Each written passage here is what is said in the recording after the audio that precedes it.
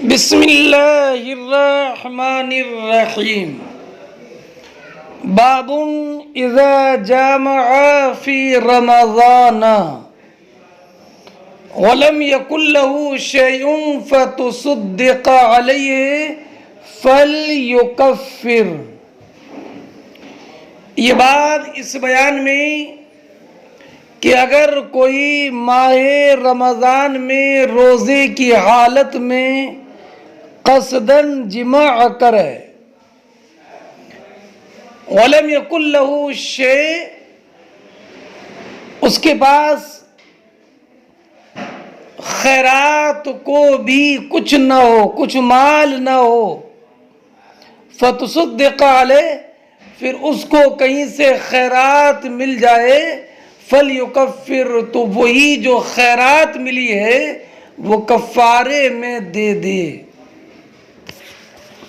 یعنی اگر کسی انسان نے قصداً مجامعت کر لی ماہ رمضان میں بحالت روزہ، اور حال یہ ہے کہ اس کے پاس نہ کوئی آزاد کرنے کے لیے غلام ہو اور نہ کوئی شے مساکین کو کھانا کھلانے کے لیے ہو، اور نہ اسے مسلسل 2 مہینے کے روزے رکھنے کی استطاعت ہو، پھر اس پر جو صدقے میں کافی ہو اتنی مقدار اس پر صدقہ کیا گیا تو وہ اسی سے کفارہ ادا کر دے، اس لیے کہ وہ اب صدقہ کرنے پر قادر ہے۔ اس میں اشارہ اس طرف ہے کہ تنگ دستی کی وجہ سے کفارہ اس کے ذمے سے ساقط نہیں ہوتا۔ حدثنا ابو الیمان قال اخبرنا شعیب عن الزہری قال اخبرنی حمید بن عبد الرحمن ان ابا ہریرہ قال بینما نحن جلوس عند النبی صلی اللہ علیہ وسلم اذ جاءه رجل فقال یا رسول اللہ ہلکت، قال ما لك، قال وقعت على امرأتي وانا صائم، فقال رسول اللہ صلی اللہ علیہ وسلم هل تجد رقبة تعتقها؟ قال لا، قال فهل تستطيع ان تصوم شهرين متتابعين؟ قال لا، قال فهل تجد اطعام 60 مسكينا؟ قال لا، فمكث النبي صلی اللہ علیہ وسلم فبینما نحن على ذلك أتي النبي صلی اللہ علیہ وسلم بعرق فيه تمر والعرق المقتل، قال أين السائل؟ قال أنا، قال خذها فتصدق به، فقال الرجل أعلى أفقر مني يا رسول الله، فوالله ما بين لابتيها يريد الحرتين آل بيت أفقر من آل بيتي، فضحك النبي صلى الله عليه وسلم حتى بدت أنيابه ثم قال أطعمه أهلك۔ مطابقت ترجمۃ الباب سے ظاہر ہے، اس لیے کہ سائل کا قول وقعت على امرأتي وانا صائم، یہ اس بات پر دلالت کرتا ہے کہ اس نے بحالت روزہ اپنی بیوی سے جماع کر لیا تھا۔ اس حدیث کے راویوں کا ذکر کئی مرتبہ گزر گیا۔ ابو الیمان امام بخاری کے شیخ حکم ابن نافع حمصی ہیں، شعیب ابن ابی حمزہ حمصی ہیں، زہری امام محمد بن مسلم ابن شہاب ہیں، حمید بن عبد الرحمن ابن عوف ہیں۔ فرماتے ہیں امام بخاری کہ ہم سے حدیث بیان کی ابو الیمان نے، انہوں نے کہا کہ ہمیں خبر دی شعیب نے، انہوں نے روایت کی امام زہری سے، انہوں نے کہا کہ مجھے خبر دی حمید بن عبد الرحمن نے کہ حضرت ابو ہریرہ رضی اللہ تعالی عنہ نے بیان فرمایا، بینما نحن جلوس عند النبی صلی اللہ علیہ وسلم، کہ اسی درمیان کہ ہم نبی اکرم صلی اللہ تعالی علیہ وسلم کی خدمت میں حاضر تھے، نبی کریم صلی اللہ تعالی علیہ وسلم کی خدمت میں حاضر تھے، اذ جاءہ رجل، کہ نبی کریم صلی اللہ تعالی علیہ وسلم کی بارگاہ میں ایک صاحب حاضر ہوئے، اور انہوں نے آنے کے بعد نبی کریم علیہ السلام کی بارگاہ میں عرض کیا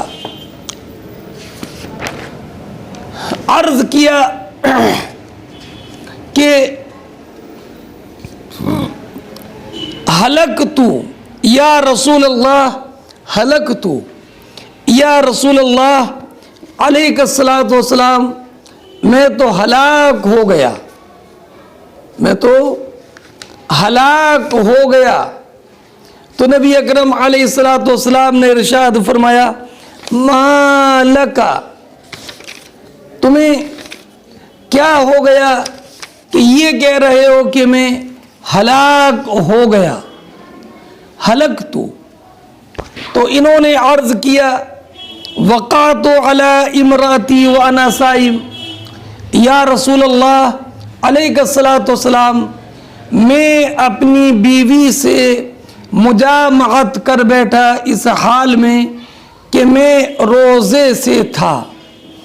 ایک روایت میں اصبت اہلی، اور ایک روایت میں وطئت اہلی، کہ میں نے حالت روزہ میں اپنی بیوی سے وطی کر لی۔ تو اب اور ایک روایت میں وقعت علی اہلی الیوم وذالک فی رمضان، اور ایک روایت میں افطرت فی رمضان، اور ایک روایت میں اصبت امراتی زارن فی رمضان، یا رسول اللہ میں روزے کی حالت میں دوپہر میں اپنی بیوی سے مجامعت کر بیٹھا۔ تو نبی کریم علیہ الصلاۃ والسلام نے ارشاد فرمایا، هل تجد رقبۃ تعتقها، کیا تم غلام پاتے ہو کہ جس غلام کو تم آزاد کر دو، یعنی کیا تمہارے پاس آزاد ہے غلام ہے کہ تم کفارے میں اس کو آزاد کر دو؟ اور ایک روایت میں اتجد ما تحرر، کیا تم وہ پاتے ہو جو تم آزاد کرو، رقبہ۔ اور ایک روایت میں فرمایا اتستطیع ان تعتق رقبہ، اور ایک روایت میں عاتق رقبہ، اور ایک روایت میں بئس ما صنعت، تم نے بہت برا کام کر لیا، عاتق رقبہ۔ تم اب تم ایک غلام آزاد کرو۔ اور طبرانی کی روایت میں انہوں نے عرض کی، یا رسول اللہ انی افطرت یوما من رمضان، فقال من غیر عذر ولا سقم، کیا بغیر مرض اور بغیر بیماری کے تم نے افطار کر لیا؟ تو انہوں نے عرض کیا، ہاں یا رسول اللہ علیہ الصلاۃ والسلام، بغیر کسی دقت اور عذر کے میں نے اپنی بیوی سے مجامعت کی۔ تو فرمایا بئس ما صنعت، تم نے بہت برا کام کیا۔ اب انہوں نے عرض کی، ماذا تأمرونی یا رسول اللہ، مجھے آپ کائے کا حکم دیتے ہیں؟ تو فرمایا عاتق رقبہ، غلام آزاد کرو۔ تو انہوں نے کہا لا اجد رقبہ، یا رسول اللہ میرے پاس آزاد کرنے کے لیے غلام نہیں ہے۔ تو اب نبی کریم علیہ الصلاۃ والسلام نے پھر دوسرا حکم ارشاد فرمایا، اس لیے کہ قصداً روزہ توڑنے کی صورت میں کفارہ زہار واجب ہوتا ہے، تو نبی اکرم علیہ الصلوۃ والسلام نے ارشاد فرمایا فَهَلْ تَسْتَطِيعُ أَن تَصُومَ شَهْرَيْنِ مُتَتَابِعَيْنِ، کیا تم لگاتار 2 مہینے کے روزے رکھ سکتے ہو؟ 2 مہینے کے روزے رکھ سکتے ہو؟ تو انہوں نے کہا لا اقدر یا رسول اللہ، یا رسول اللہ مجھے 2 مہینے کے لگاتار روزہ رکھنے کی استطاعت نہیں ہے۔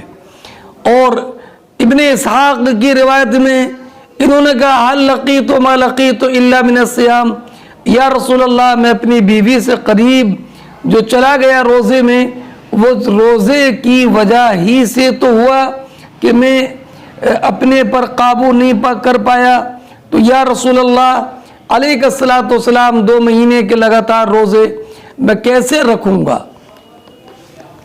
یہ انہوں نے عرض کیا، یعنی یا رسول اللہ 2 مہینے کی استطاعت لگاتار روزہ رکھنے کی مجھ میں نہیں ہے، اس لیے کہ میں لگاتار 2 ماہ تک مجامعت سے صبر نہیں کر سکوں گا۔ تو اب نبی اکرم صلی اللہ تعالی علیہ وسلم نے تیسرا حکم ارشاد فرمایا فَهَلْ تَجِدُ إِطْعَامَ 60 مسکینہ، کیا تم 60 مسکینوں کو دونوں ٹائم کھانا کھلا سکتے ہو؟ امام اعظم رضی اللہ تعالیٰ عنہ کے نزدیک ہر مسکین کو 2 کلو 47 گرام گیہوں یا 4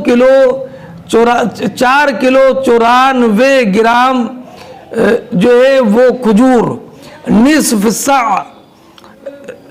گیہوں اور 1 سا کھجور وغیرہ، یعنی جو صدقہ فطر کی مقدار ہے وہ ہر مسکین کو دی جائے گی، ہر مسکین کو۔ اور امام اعظم رضی اللہ تعالیٰ عنہ کے نزدیک یہ کفارہ 30 سا کا ہے، اور 60 مسکینوں کے لیے ہے تو لا محالہ ہر مسکین پر نصف سا آئے گا۔ امام اعظم رضی اللہ تعالیٰ عنہ کی دلیل ابھی آپ کے سامنے آتی ہے۔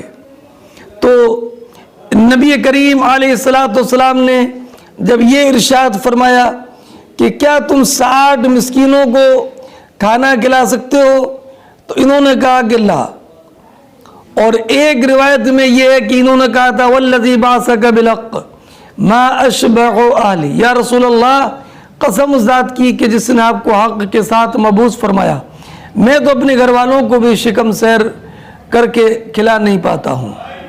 تو اب جب انہوں نے اس سے بھی معذرت اختیار کر لی اور یہ کہا کہ یا رسول اللہ نہ میں غلام آزاد کر سکتا ہوں اور نہ یہ 2 مہینے کے مسلسل روزے رکھ سکتا ہوں اور نہ ہی میں 60 مسکینوں کو کھانا کھلا سکتا ہوں، تو فمکث النبی صلی اللہ علیہ وسلم، تو نبی کریم علیہ الصلوۃ والسلام کچھ دیر ٹھہرے۔ اور یہ مکثا کا یہاں پر معنی سکتا، یہ مکث ٹھہرنے کے معنی میں نہ ہو، سکوت کے معنی میں ہو، اس لیے کہ ایک روایت میں یہ اجلس نبی کریم علیہ الصلوۃ والسلام نے فرمایا بیٹھ جاؤ بیٹھ جاؤ، فجلسا، تو وہ صاحب بیٹھ گئے۔ تو نبی کریم صلی اللہ تعالی علیہ وسلم اسی حال میں تھے۔ فبینما نحن علی ذلک، حضرت ابو ہریرہ فرماتے ہیں کہ ہم اسی درمیان تھے کہ اوتی النبی صلی اللہ علیہ وسلم بعرق، کہ نبی کریم صلی اللہ تعالی علیہ وسلم کی بارگاہ میں ایک عرق لایا گیا۔ عرق کیا؟ تو وہ فرماتے ہیں والعرق المقتل، عرق کے معنی ہے ایک چمڑے کا تھیلا یا کسی بھی چیز کا تھیلا لایا گیا نبی کریم علیہ الصلوۃ والسلام کی بارگاہ میں، اور عرق میں 15 سا آتے ہیں، اور بعض نے کہا کہ عرق میں 15 سا سے لے کر کے 30 سا 20 سا تک آتے ہیں، اور ایک روایت میں ہے کہ 2 عرق لائے گئے، تو 2 عرق میں 30 سا ہو جائے گا، یہی امام اعظم رضی اللہ تعالیٰ عنہ کی دلیل ہے کہ عرق جو ہے وہ 30 جو مقدار ہے وہ 30 صاع ہے، 60 مسکینوں کے لیے ہیں تو لا محالہ ہر مسکین کے لیے آدھا صاع آئے گا۔ امام اعظم رضی اللہ تعالیٰ عنہ کے نزدیک یہ بھی جائز ہے کہ 60 مسکینوں کو ایک دن دونوں ٹائم کھانا کھلا دیا جائے، اور یہ بھی جائز ہے کہ ایک مسکین کو 60 دن تک کھانا کھلایا جائے، دونوں صورتیں جائز ہیں امام اعظم رضی اللہ تعالی عنہ کے نزدیک۔ فرماتے ہیں والعرق المقتل، عرق کے معنی مقتل ہے۔ اب یہ عرق کی تفصیل مقتل سے کرنے والے کون ہیں؟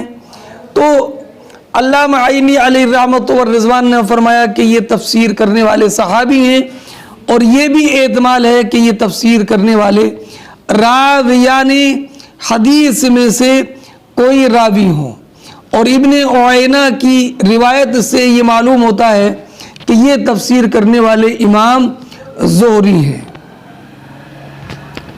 اب جب یہ لایا گیا ایک عرق، کھجور لائی گئی، تو نبی کریم علیہ السلام نے فرمایا این السائل، یہ سوال کرنے والے کہاں ہیں؟ اب رہا یہ کہ سوال تو ہوا نہیں تھا، تو نبی کریم، اب رہا یہ معاملہ کہ نبی کریم علیہ السلام نے فرمایا این السائل، حالانکہ وہ سائل نہیں تھے، بلکہ انہوں نے تو صرف یہ خبر دی تھی کہ قد ہلکت یا رسول اللہ، تو اس پر سائل کے لفظ کا اطلاق کیسے درست ہوگا؟ جواب یہ ہے کہ ان کا کلام متضمن سوال ہے، معنی یہ تھا کہ ہلکت یا رسول اللہ میں ہلاک ہو گیا، فما مقتضاہ وما یترتب علیہ، تو یا رسول اللہ اب اس پر کیا حکم مرتب ہوگا اور اس کا مقتضا کیا ہے؟ اب رہا یہ کہ اس حدیث میں ان کھجوروں کی مقدار کا بیان نہیں ہے جو اس تھیلے میں تھی، تو جواب یہ ہے کہ دوسری روایت میں ہے ابن ابی حفصہ کی فیہ 15 صاعًا، اس میں 15 صاع کھجور تھی، اور ایک روایت مسلم شریف کی ہے فجاءہ عرقان فیہما طعام، کہ 2 عرق لائے گئے اور ان میں طعام تھا، اور عرق جو ہے عرقین، عرق میں 15 صاع آتے ہیں، عرقین میں 30 صاع، لہذا ہر ایک مسکین کو نصف صاع دیا جائے گا۔ اب نبی اکرم علیہ السلام نے ان صاحب سے ارشاد فرمایا خذ ھذا فتصدق بھی، یہ صدقے کی کھجور لے لو اور ان کی خیرات کر دو۔ تو انہوں نے عرض کیا فقال الرجل اعلی افقر منی یا رسول اللہ، ان صاحب نے کہا یا رسول اللہ کیا میں اس کا صدقہ اور تصدق اپنے سے بھی زیادہ فقیر پر کروں؟ یعنی یا رسول اللہ مدینہ طیبہ میں مجھ سے زیادہ محتاج اور پریشان حال نہیں ہے، تو اب میں کس پر صدقہ کروں؟ ایک روایت میں یہ ہے نبی کریم علیہ السلام کی بارگاہ میں انہوں نے عرض کیا تھا الی من ادفع، سرکار میں کس کو یہ صدقہ دوں؟ تو نبی کریم نے ارشاد فرمایا الی افقر من تعلم، ہے نا؟ تو اب انہوں نے عرض کیا اعلی افقر من علی، کیا میرے گھر والوں سے بھی زیادہ اور کوئی محتاج ہے کہ میں اس پر صدقہ کروں؟ اور ایک روایت میں اعلی غیر علی، کیا میں اپنے گھر کے علاوہ کسی اور پر صدقہ کروں؟ اور ایک روایت میں اعلی احوج منا، کہ ہم سے اور کوئی زیادہ حاجت مند ہے کہ میں اس پر صدقہ کروں؟ اور انہوں نے عرض کی یا رسول اللہ فواللہ ما بین لابتی یرید الحرتین آل بیت افقر من آل بیتی. انہوں نے عرض کی یا رسول اللہ علیہ الصلاۃ والسلام،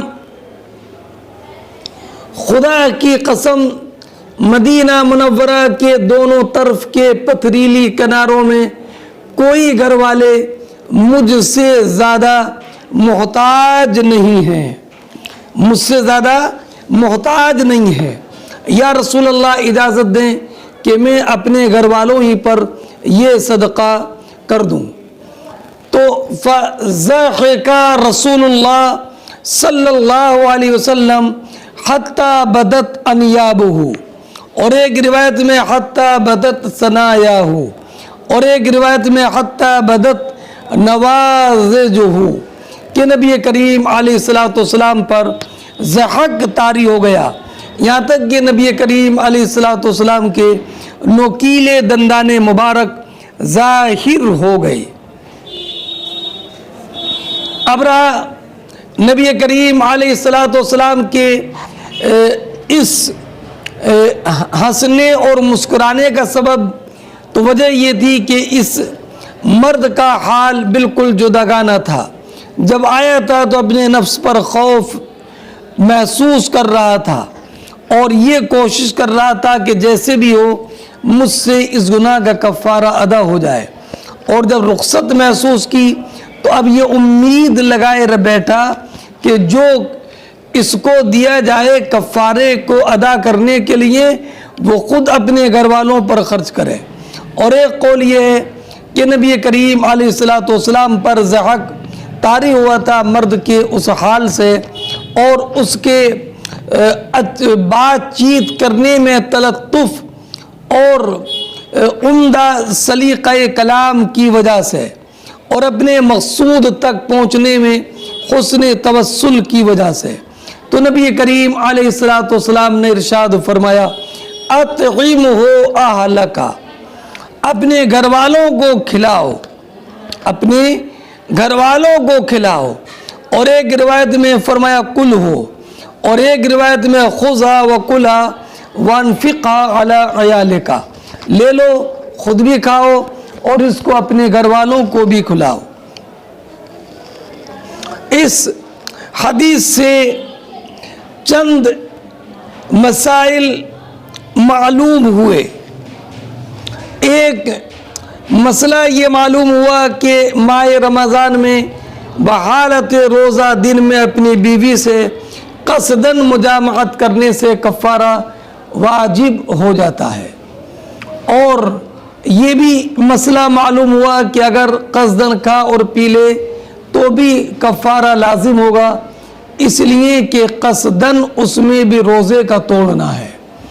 اور یہ بھی معلوم ہوا کہ روزے توڑنے کا کفارہ غلام آزاد کرنا، مسلسل 2 ماہ تک روزہ رکھنا، 60 مسکینوں کو کھانا کھلانا ہے. اور دارالفتہ میں خرچ دارالفتہ میں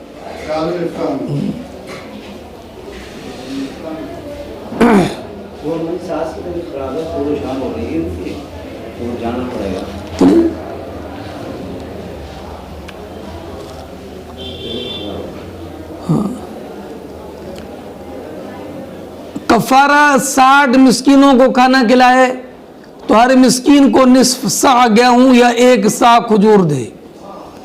اور یہ بھی معلوم ہوا کہ جن جرموں میں حد نہیں ہے، اگر کوئی شخص قاضی یا امام کے سامنے اس جرم کا اعتراف کرے تو اس کو سزا نہیں دی جائے گی.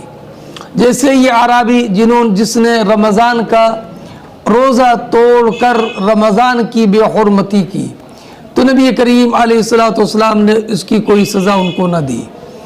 اور یہ بھی معلوم ہو کہ نبی کریم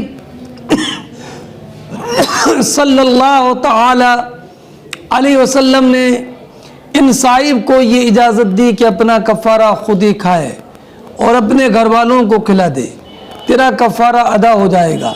تو یہ حضور کی خصوصیات سے ہے، ورنہ کوئی شخص اپنا کفارہ یا زکوٰۃ نہ خود کھا سکتا ہے اور نہ اپنے بیوی بچوں کو کھلا سکتا ہے۔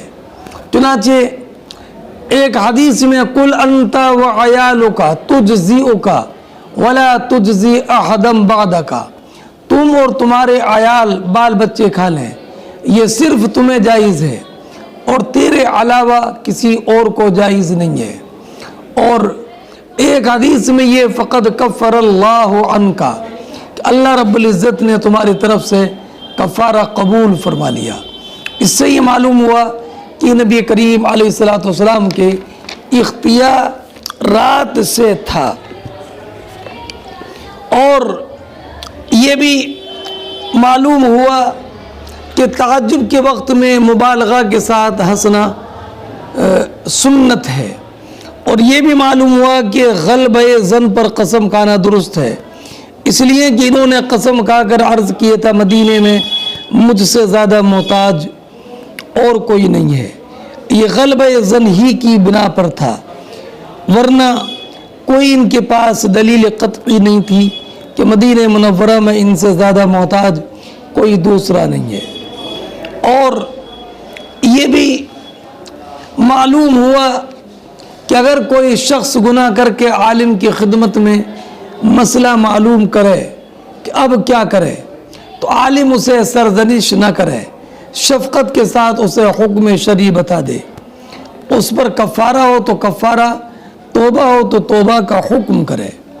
اور یہ بھی معلوم ہوا کہ جو شخص کفارہ ادا کرنے پر قادر نہ ہو اس کی مدد کرنی مسنون ہے۔ اور یہ بھی معلوم ہوا کہ کفارہ کے سب سے زیادہ مستحق اپنے اقربا ہیں، بشرطے کہ اتنے قریبی نہ ہوں کہ صدقہ واجب انہیں دینے سے ادا نہ ہوتا ہو۔ اور یہ بھی معلوم ہوا کہ اللہ رب العزت کی ذات اور اس کی صفات کی قسم کھانا جائز ہے۔ کہا تھا واللہ والذی بعثک بالحق۔ اور یہ بھی معلوم ہوا کہ قول فقیر یا مسکین کا معتبر ہوگا۔ اور یہ بھی معلوم ہوا کہ جو فقراء کو جس کا استحقاق فقراء کو ہے اس میں سے اگر سائل مسکین ہو تو اس کو بھی دیا جائے گا۔ اور یہ بھی معلوم ہوا کہ نماز کے علاوہ مسجد میں بیٹھنا جائز ہے مصالح دینیہ کی وجہ سے۔ اور یہ بھی معلوم ہوا کہ ایک گھر والے کو کفارہ دینا جائز ہے۔ باب المجامع فی رمضان هل يطعم آلہ من الکفارۃ اذا كانوا محاویجا۔ فرماتے ہیں یہ باب اس بیان میں کہ رمضان میں حالت روزہ میں جمع کرنے والا روزے دار کیا کفارہ کا جو صدقہ ہے، کفارہ کے طور پر جو مال نکالا ہے وہ اپنے گھر والوں کو کھلائے جب کہ وہ گھر والے اس کے محتاج ہوں۔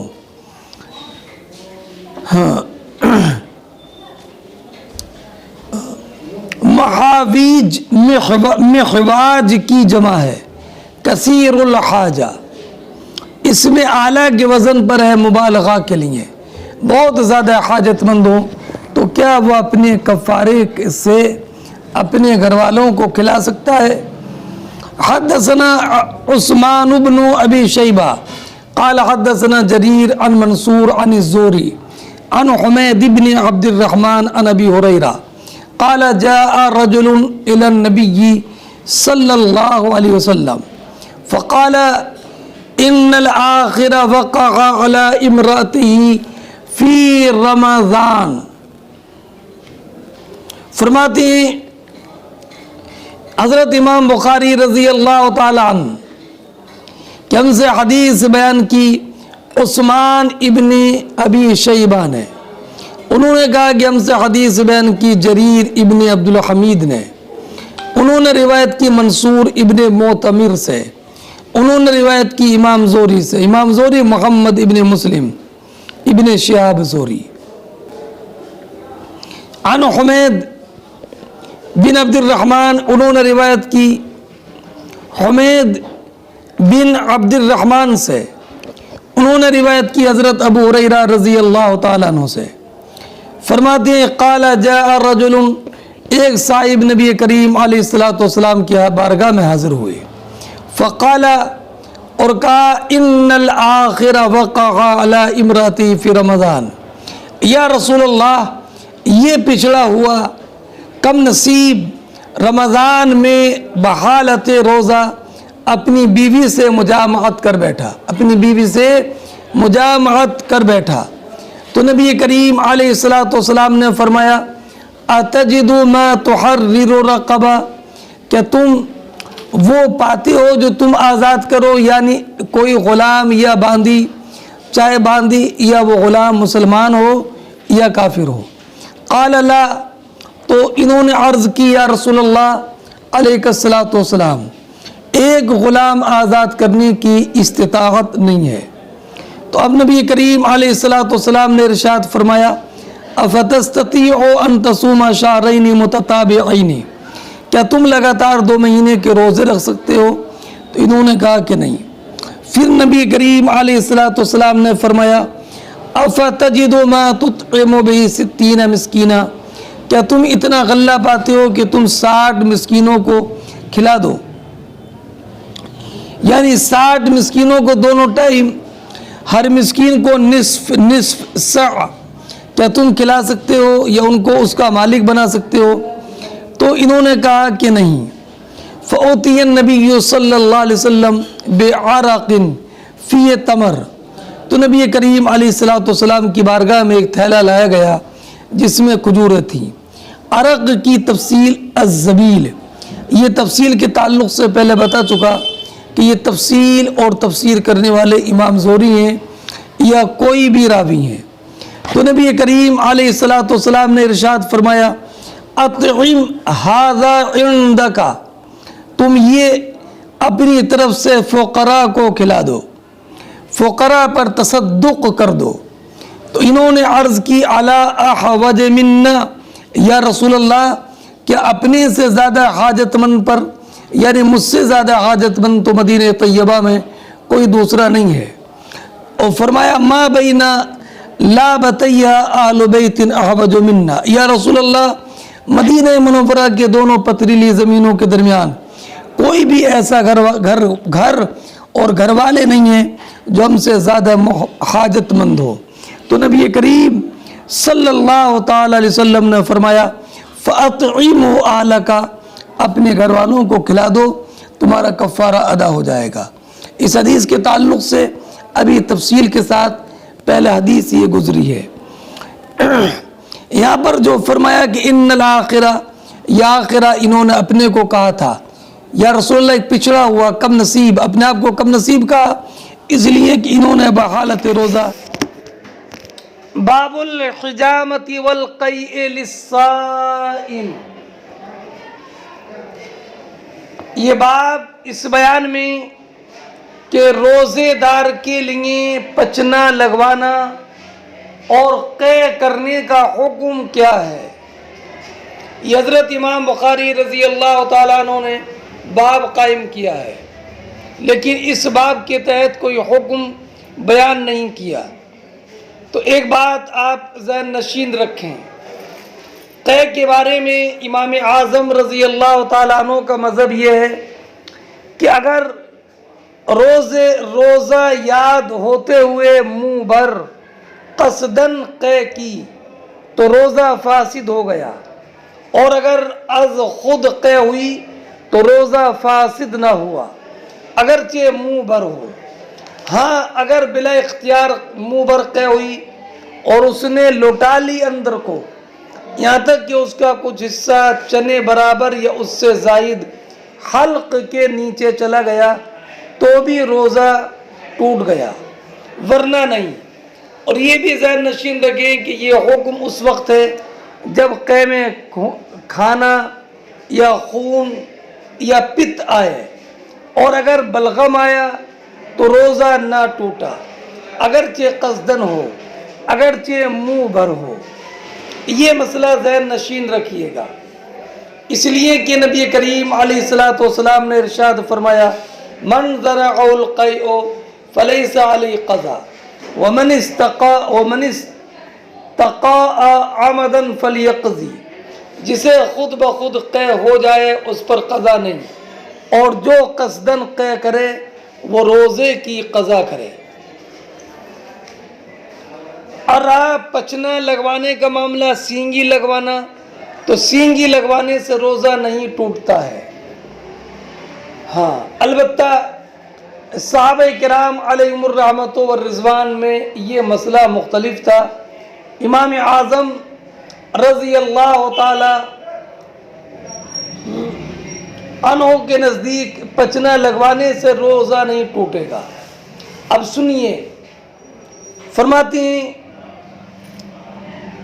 وقال لی یحییٰ ابن صالح حدثنا معاویۃ بن سلام قال حدثنا یحییٰ عن عمر بن الحکم ابن ثوبان سمع ابا ہریرہ یقول اذا قاء فلا يفطر انما يخرج ولا یولج.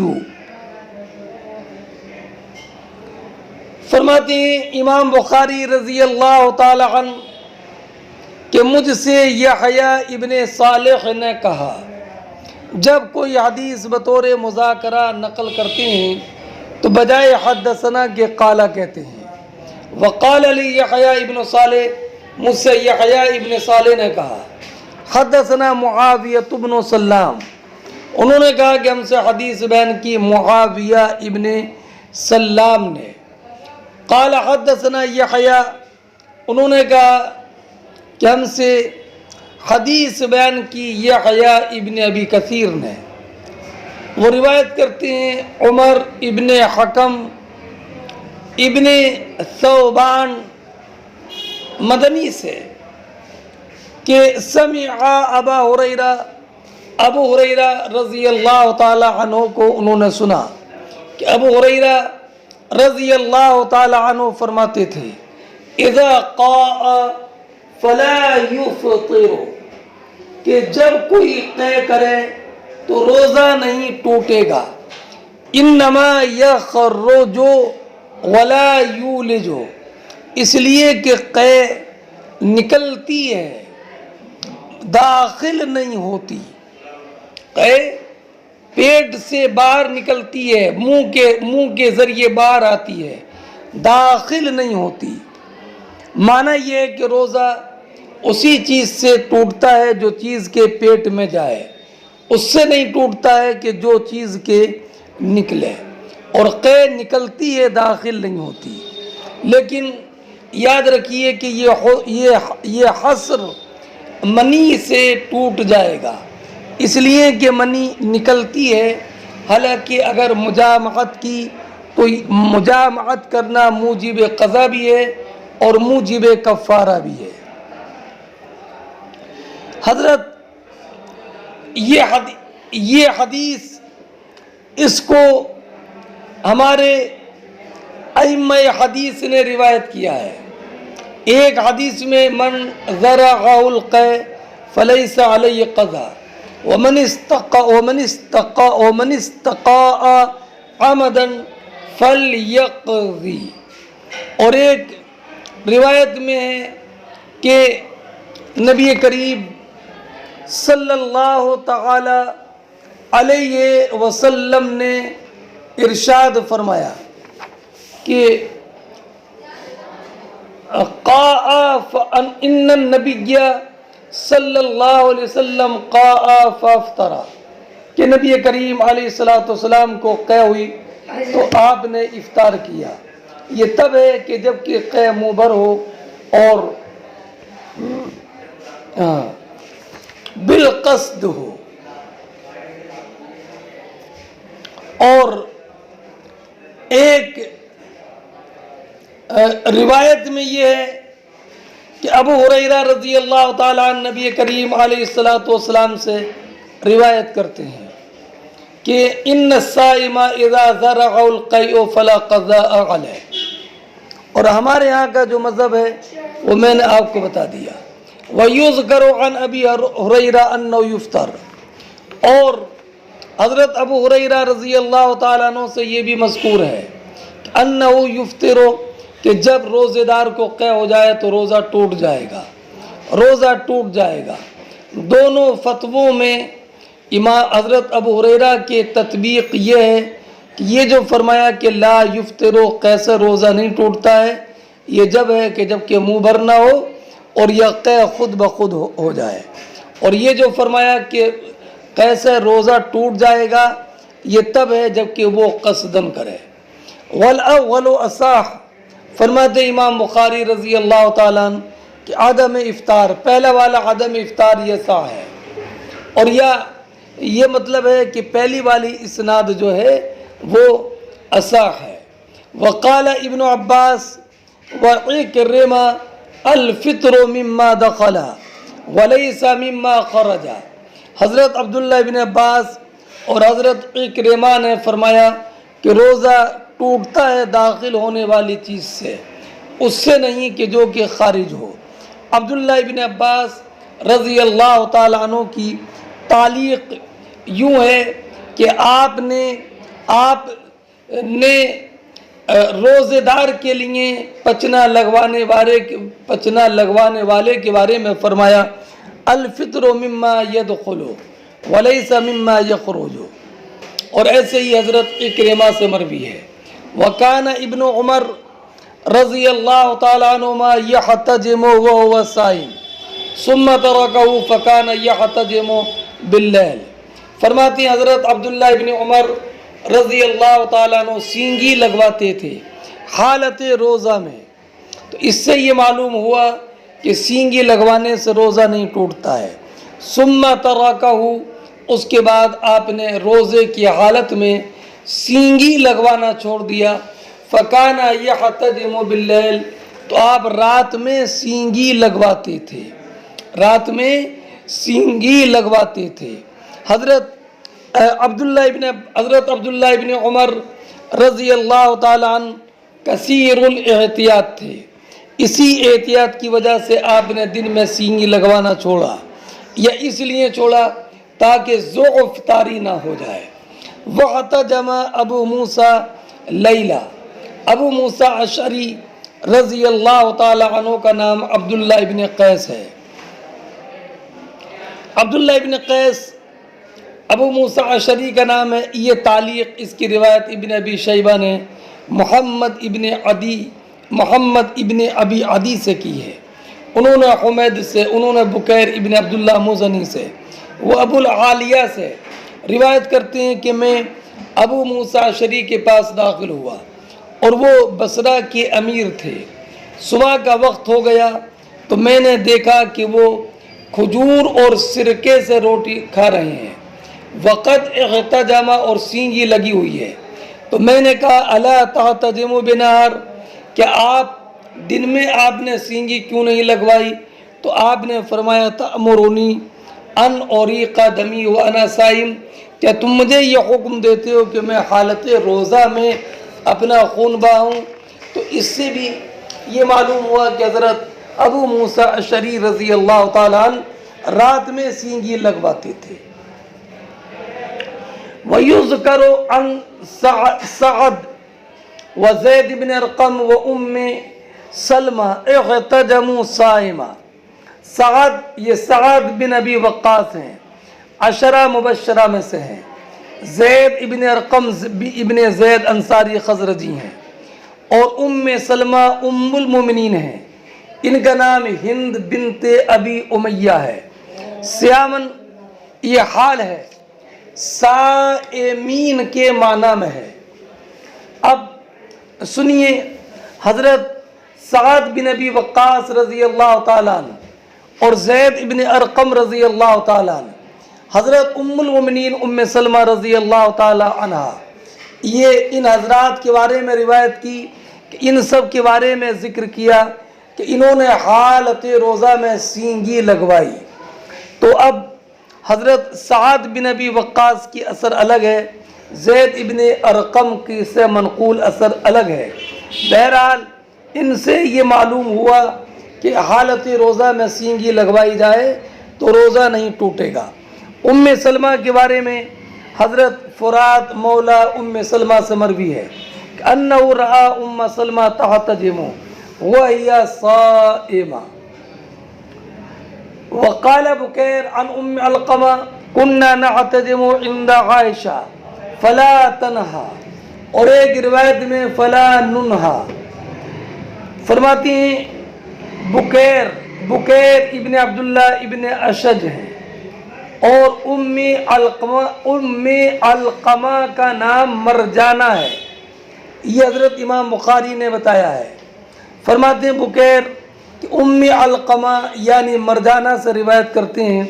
ام علقمہ کہتی ہیں کہ ہم ام المومنین عائشہ صدیقہ رضی اللہ تعالیٰ عنہ کے پاس سینگی لگواتے تھے، اور ایک روایت میں وَنَحْنُ صِيَامٌ، اور ہم روزے سے ہوتے. فلا تنہا، تو عائشہ ام المومنین رضی اللہ تعالیٰ عنہ منع نہیں فرماتی تھی. اور ایک روایت میں فلا ننہا، کہ ہم کو منع نہیں کیا جاتا تھا. وَيُرْوَى عَنِ الْحَسَنِ عن غیر واحد من الصحابة مرفوعا قال افطر الحاجم والمحجوم.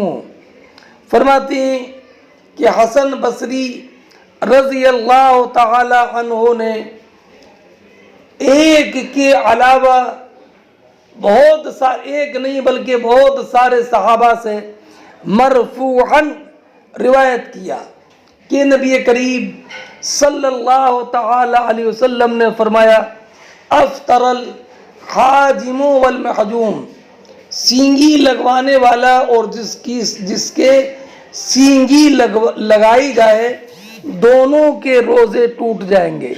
سینگی لگانے والے کا بھی اور اس کا بھی کہ جس کو سینگی لگائی جائے.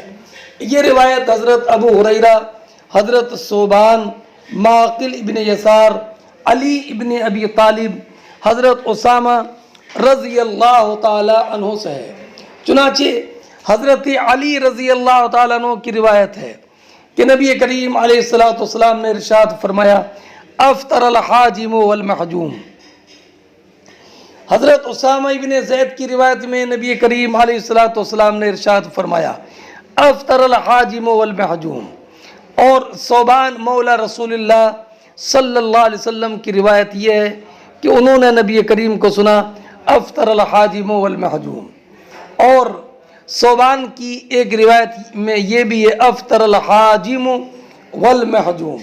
حضرت ابو ہریرہ کی روایت میں بھی ہے افطر الحاجم والمحجوم. اور حضرت ابو ہریرہ رضی اللہ تعالیٰ عنہ سے اس طرح کی کئی روایتیں ہیں. اب رہا یہ معاملہ کہ کیا سینگی لگوانے والا اور جس کے سینگی لگائی جائے ان کا روزہ ٹوٹ جائے گا. تو اس تعلق سے ایک بات یہ ذہن نشین رکھیں کہ یہ افطر الحاجم والمحجوم کی روایت ابھی آپ نے پڑھی ابو ہریرہ سے بھی ہے، حضرت ثوبان سے بھی ہے، معقل ابن یسار سے بھی ہے، حضرت علی مرتضیٰ سے بھی ہے، رافع ابن خدیج سے بھی ہے، اور شداد ابن اوس سے بھی ہے، حضرت عائشہ صدیقہ رضی اللہ تعالی عنہ سے بھی ہے، حضرت عبداللہ ابن عباس رضی اللہ تعالی عنہ سے بھی ہے. اب رہا یہ معاملہ کہ ایک حدیث میں آپ نے پڑھا کہ بہت سارے صحابہ کرام حالت روزہ میں سینگی لگواتے تھے. تو سب سے زیادہ قوی جواب یہ ہے کہ افطر الحاجم والمحجوم منسوخ ہے، منسوخ ہے۔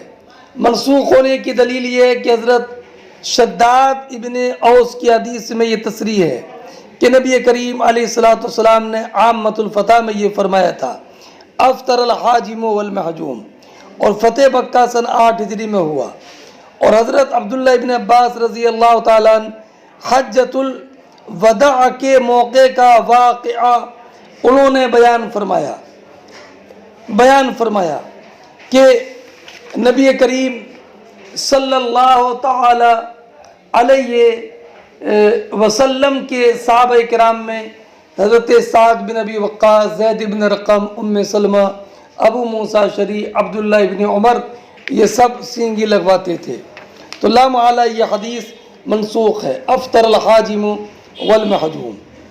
اور بعض علماء نے اس کا ایک جواب اور بھی دیا ہے کہ افطر الحاجم والمحجوم کا معنی یہ ہے کہ اگر کسی نے روزے کی حالت میں سینگی لگوائی تو اسے روزے کا ثواب نہیں ملے گا، جیسے کہ جمعے کے دن خطبے کے وقت بات کرنے والے کے بارے میں بعض صحابہ نے فرمایا تھا، لا جمعۃ لک، تمہارا کوئی جمعہ نہیں ہے۔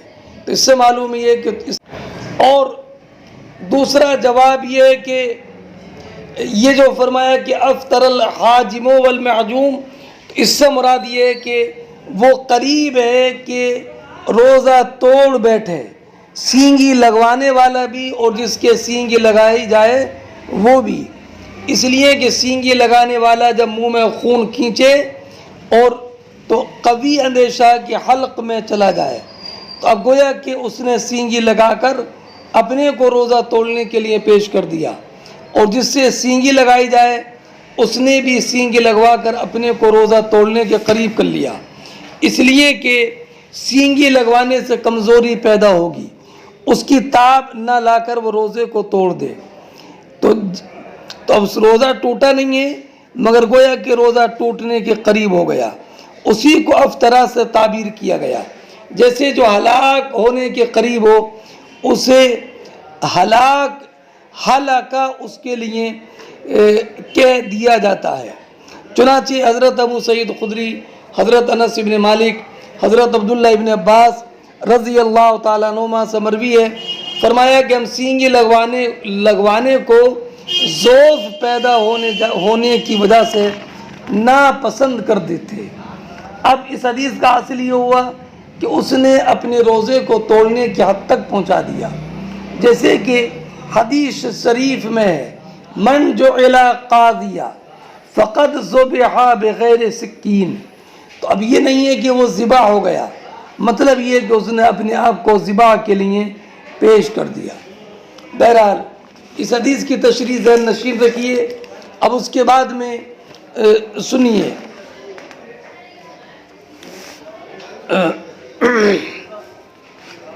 وقال لی عیاش قال حدثنا عبد العالی،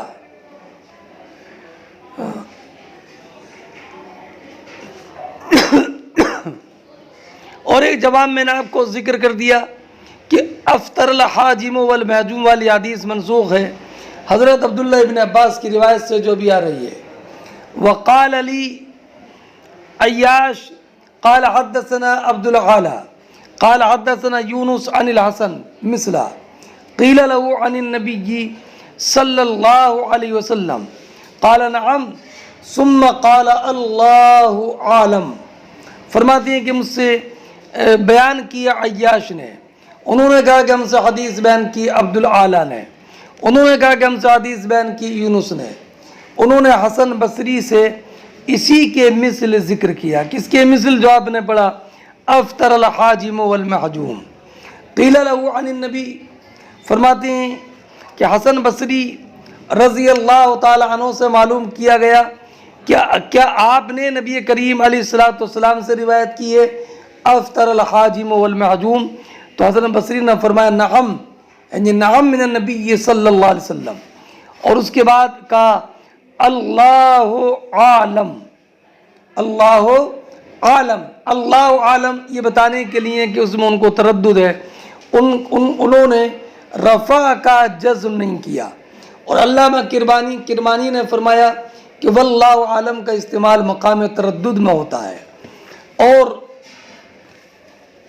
یہ بھی ہو سکتا ہے کہ ان کا یہ قول صرف اس طور پر ہو کہ جب کوئی انسان کوئی شرعی مسئلہ بتاتا ہے تو آخر میں ادباً واللہ عالم کہہ دیتا ہے. تو ہو سکتا ہے کہ ان کا یہ قول اسی اعتبار سے ہو. اب میں نے جو بتایا تھا کہ افطر الحاجم والمعجوم یہ حدیث منسوخ ہے حضرت عبداللہ ابن عباس کی روایت سے. اب وہ عبداللہ ابن عباس کی روایت آپ سنیے. فرماتے ہیں حدثنا معلّ ابن اسد قال حدثنا وہیب عن ایوب عن اکرمہ عن ابن عباس رضی اللہ تعالی عنہ ان النبی صلی اللہ علیہ وسلم اعتجم وهو محرم واحتجم وهو صائم. حضرت امام بخاری فرماتے ہیں کہ ہم سے حدیث بیان کی معلّ ابن اسد نے. انہوں نے کہا کہ ہم سے حدیث بیان کی وہیب نے. انہوں نے روایت کی حضرت ایوب سے. انہوں نے روایت کی اکرمہ سے. وہ عبداللہ ابن عباس رضی اللہ تعالیٰ عنہما سے. عبداللہ ابن عباس رضی اللہ تعالیٰ عنہما بیان فرماتی ہیں کہ نبی کریم علیہ السلام نے حالت احرام میں سینگی لگوائی اور حالت روزہ میں سینگی لگوائی. دونوں باتیں ثابت ہوئیں. اس سے یہ بھی ثابت ہوا کہ حالت احرام میں بھی سینگی لگانا جائز ہے اور یہ بھی معلوم ہوا کہ حالت روزہ میں بھی سینگی لگوانا جائز ہے. اگر سینگی لگوا لی تو اس سے نہ روزہ ٹوٹتا ہے اور نہ احرام فاسد ہوتا ہے. اس باب میں حضرت ابو سعید خدری، جابر ابن عبداللہ، انس ابن مالک کی روایت ہے. عبداللہ ابن عمر کی روایت بھی، عائشہ صدیقہ کی، معاذ ابن جبل کی، ابو موسیٰ اشعری رضی اللہ تعالیٰ عنہ کی. حضرت ابو سعید خدری کی روایت نسائی شریف میں ہے. ابو سعید خدری فرماتے ہیں رخص رسول اللہ صلی اللہ علیہ وسلم فی القبلۃ للصائم والحجامہ کہ نبی کریم علیہ السلام نے روزہ دار کو اپنی بیوی کا بوسہ لینے اور سینگی لگوانے کی اجازت دی. حضرت جابر ابن عبداللہ کی روایت یہ کہ نبی کریم علیہ السلام نے احتجامہ وہ صائم، یہ بھی نسائی شریف میں ہے. انس ابن مالک کی روایت دارقطنی میں ہے. ثم رخص رسول اللہ صلی اللہ علیہ وسلم بعد فی الحجامۃ للصائم. عبداللہ ابن عمر کی روایت ابن عدی نے کامل میں روایت کی ہے. احتجم رسول اللہ صلی اللہ علیہ وسلم وهو صائم محرم. حضرت ابو موسیٰ اشعری کی روایت میں یہ ہے کہ ابو موسیٰ اشعری رضی اللہ تعالی عنہ کے پاس زیاد ابن ابی مریم داخل ہوئے. وہو یحتجم وہو صائم. بہرحال حضرت عبداللہ ابن عباس کی یہ حدیث ناسخ ہے. میں نے بتا دیا کہ شداد ابن اوس کی جو حدیث ہے وہ فتح مکہ کے موقع کی ہے. افطر الحاجم والمعجوم، اور فتح مکہ سن 8 ہجری میں ہوا. اور عبداللہ ابن عباس کی جو روایت ہے وہ حجۃ الوداع کے موقع کی ہے اور حجۃ الوداع سن 10 ہجری میں ہوا. تو لا محالہ حضرت عبداللہ ابن عباس کی حدیث متاخر ہو گئی اور متاخر متقدم کے لیے ناسخ ہوتا ہے. ہاں، اس لیے کہ عبداللہ ابن عباس حالت احرام میں صرف حجۃ الاسلام حجۃ الوداع ہی میں ساتھ میں تھے. حجۃ الوداع میں نبی کریم حجۃ فتح مکہ کے موقع پر تو نبی کریم علیہ السلام حالت احرام میں تھے ہی نہیں. بہرحال اس مسئلے کو قاعدے سے ذہن نشین رکھ لیے. اگلے حدیث سنیے. حدثنا ابو معمر قال حدثنا عبد الوارث قال حدثنا ایوب عن اکرمہ عن ابن عباس رضی اللہ تعالیٰ عنہما. حدیث پاک وہی ہے. امام بخاری فرماتے ہیں کہ ہم سے حدیث بیان کی ابو معمر نے. ابو معمر کا نام عبداللہ ابن عمر ابن ابی الحجاج المنقری ہے. وہ کہتے ہیں کہ ہم سے حدیث بیان کی عبد الوارث ابن سعید تمیمی عنبری نے. انہوں نے کہا کہ ہم سے حدیث بیان کی ایوب سختیانی نے. وہ روایت کرتے ہیں حضرت اکرمہ سے.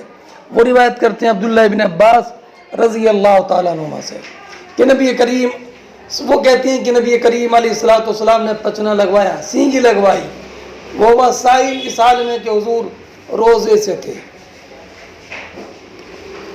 ہاں اگلی اور ایک روایت عبداللہ ابن عباس کی ہے کہ ان رسول اللہ صلی اللہ علیہ وسلم اعتجم بالقاح وهو صائم۔ قاح یہ ایک مقام کا نام ہے مدینہ منورہ سے 3 مرحلے کے فاصلے پر۔ تو عبداللہ ابن عباس فرماتے ہیں کہ نبی کریم علیہ الصلوۃ والسلام نے مقام قاحہ میں سینگی لگوائی اس حال میں کہ آپ روزے سے تھے۔ حدثنا آدم بن ابی ایاس قال حدثنا شعبہ قال سمعت ثابت البنانی یسأل انس بن مالک۔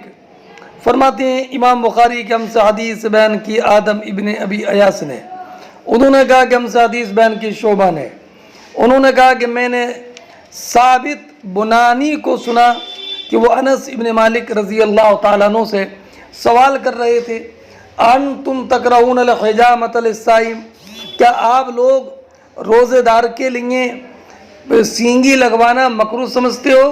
تو انس ابن مالک نے فرمایا لا نہیں، ہم تو مکروہ نہیں سمجھتے الا من اجل ضعف، مگر اس وجہ سے ہم ناپسند کرتے ہیں کہ کہیں اس کو کمزوری پیدا نہ ہو جائے۔